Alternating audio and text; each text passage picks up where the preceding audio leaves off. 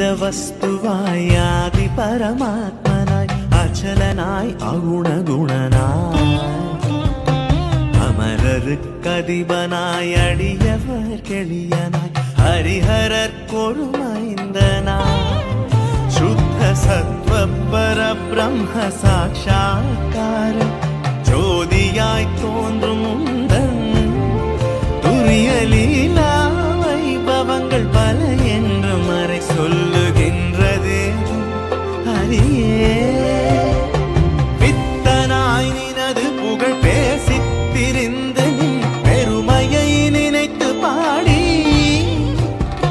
பிதற்றுகின்றேன் நின் பெரும் கோயிலை தினேன் பிழை பொறுத்தருள வருவாய்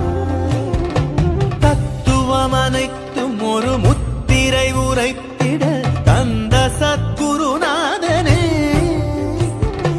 சதமதன பிரகாஷ கலசமுனி விஸ்வாச சபரிமாமலை வாசலே